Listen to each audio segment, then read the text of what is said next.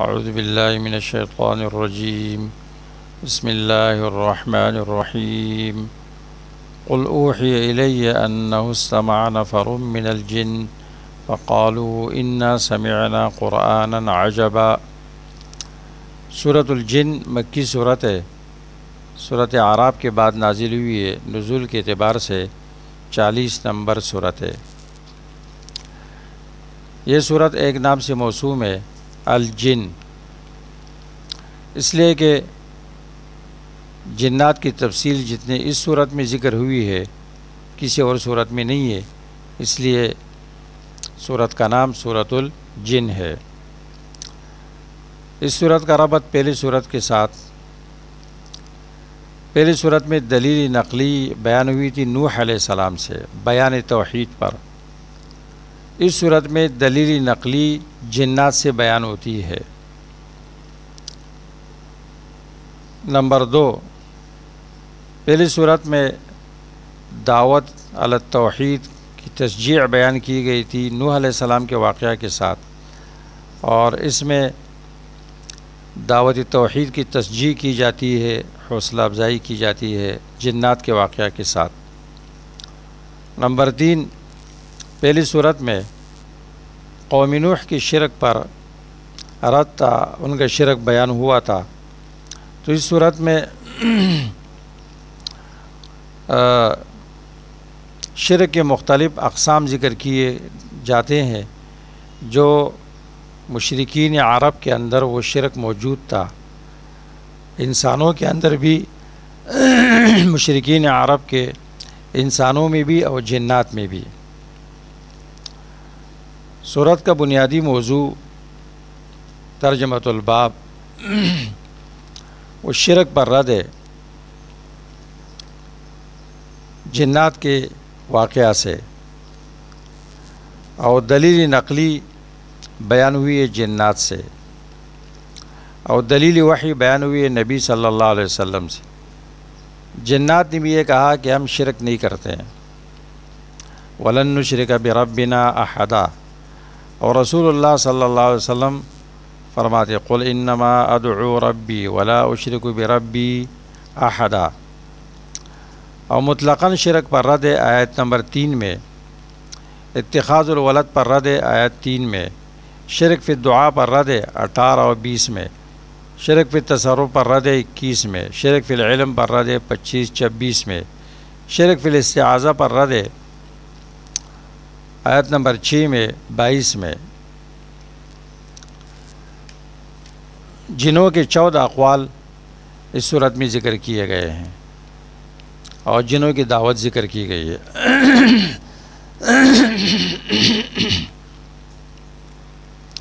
صورت کی امتیازات اور خصائص کا بیان۔ نمبر 1، صورت میں جنات کی توبہ کا ذکر ہے شرک سے۔ نمبر 2، جنات کا ایمان بالقرآن کا ذکر ہے جنات کے متعلق، انا سمعنا قرآنا عجبا یہدی الی الرشد فآمنا به۔ نمبر 3، جنات سے آسمان کی حفاظت و حراست کا بیان ہے۔ نمبر 4، مساجد کی تخصیص اللہ کے لیے ہے۔ نمبر 5، شرک کے اقسام پر رد ہے نبی صلی اللہ علیہ وسلم کے بیان سے، اور نمبر 6، حفاظت رسول کا بیان ہے اس میں۔ سورۃ جن کے فوائد و لطائف کا بیان۔ سورت کا محور اشتراک الجن مع الانس فی التکالیف الشرعیہ، شرعی تکالیف اور احکامات میں انسانوں کے ساتھ جنات بھی شریک ہے۔ سورت کے موضوعات۔ نمبر 1، جنات کا قرآن پر ایمان لانا۔ نمبر 2، نبی صلی اللہ علیہ وسلم کے بعثت کے بعد جنوں کی حالت۔ نمبر 3، مساجد اور سجدے سارے کے سارے اللہ کے لیے ہے۔ نمبر 4، غیب صرف اللہ ہی جانتے ہیں، اور قیامت قائم ہونے کا وعدہ بھی غیب سے تعلق رکھتا ہے۔ اسلام کی دعوت عالمی ہے، روئے زمین کی تمام اقوام کے لیے، تمام انسانوں کے لیے، تمام جنات کے لیے۔ آیت نمبر 1 سے لے کر آیت نمبر 5 تک۔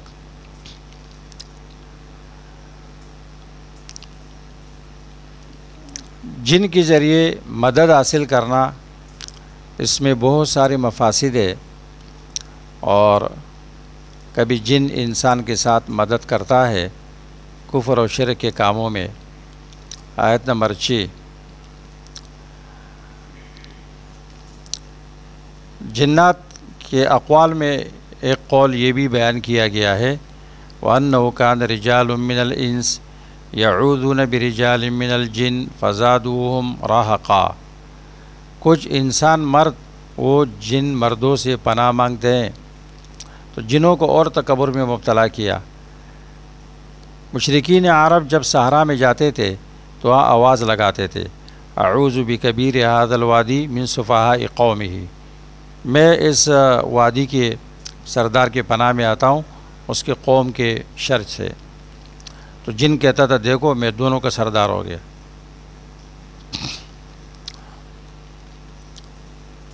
تو جنات انسانوں کو شرک کے اندر مبتلا کرتے ہیں۔ جب اللہ کا کلام بیان ہوتا ہے، اللہ کی بات بیان ہوتی ہے، تو ادب و احترام لازم اور واجب ہے۔ آیت نمبر 10، جیسے جنات نے ادب کیا، آیت نمبر 10 میں اس کا بیان ہے۔ اس صورت کے آیت نمبر 58 میں اللہ فرماتے ہیں، وَأَنَّ الْمَسَاجِدَ لِلَّهِ فَلَا تَدْعُوا مَعَ اللَّهِ أَحَدًا، مساجد اللہ کے لیے ہے، اللہ کے ساتھ کسی اور کو مت پکارو۔ مساجد سے کیا مراد ہے؟ دو معنی ہے اس کی۔ مساجد وہ گھر جس میں اللہ ہی کی عبادت کی جاتی ہے، یعنی مسجدیں، عبادت خانے۔ نمبر 2، وہ اعضاء جس کے ذریعے اللہ کو سجدہ کیا جاتا ہے۔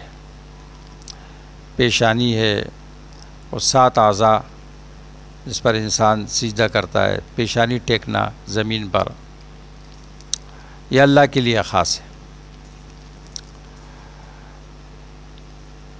آیت نمبر 1 آیت نمبر 2 میں ارشاد ہے، قُلْ أُوحِيَ إِلَيَّ أَنَّهُ اسْتَمَعَ نَفَرٌ مِّنَ الْجِنِّ فَقَالُوا إِنَّا سَمِعْنَا قُرْآنًا عَجَبًا يَهْدِي إِلَى الرُّشْدِ فَآمَنَّا بِهِ وَلَن نُّشْرِكَ بِرَبِّنَا أَحَدًا۔ نبی صلی اللہ علیہ وسلم کو پتہ نہیں تھا، اللہ نے وحی کی کہ جنات کے ایک جماعت نے قرآن سنا۔ امام رازی رحمہ اللہ فرماتے ہیں کہ اس آیت میں کئی فوائد ہے۔ ایک تو یہ ہے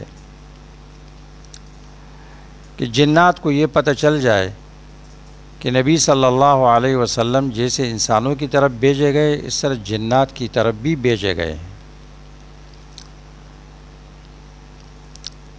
قریش کو بھی یہ پتہ چل جائے اور وہ اس بات کو جان لے۔ نمبر 2،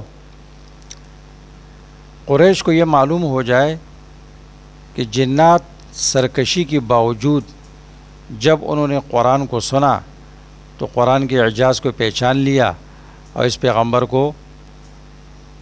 کو پیغمبر تسلیم کیا اور پیغمبر پر ایمان لے کر آئے۔ تو ان پر طنز ہے کہ تم تو انسان ہو، جنات کی طرح سرکش نہیں ہو، پھر بھی تم قرآن کے اعجاز سے انکار کرتے ہو، ایمان نہیں لاتے ہو، تم سے تو جن اچھے ہیں۔ نمبر 3، لوگوں کو یہ پتہ چل جائے کہ جن بھی انسانوں کی طرح مکلف ہے شرعی احکامات میں۔ چوتھا فائدہ، اس سے یہ بات معلوم ہوتی ہے کہ جنات بھی ہمارا کلام سنتے ہیں اور ہماری زبانوں کو اور بولی کو سمجھتے ہیں۔ پانچواں فائدہ، مومن جنات نے دعوت دی، اپنے قبیلے کے دوسرے لوگوں کو بھی ایمان کی دعوت دی اس میں انسانوں کے لیے عبرت ہے کہ جنہوں نے ایک درس سن لیا جا کے وہ منذر بنے. صورت احقاف میں بھی اس کا بیان ہے. اور اپنے قوم قبیلوں کو دعوت دی. تو انسانوں کو بھی چاہیے کہ جب وہ دین کی باتیں سنیں تو آگے اور لوگوں کو بھی اس کی دعوت دے.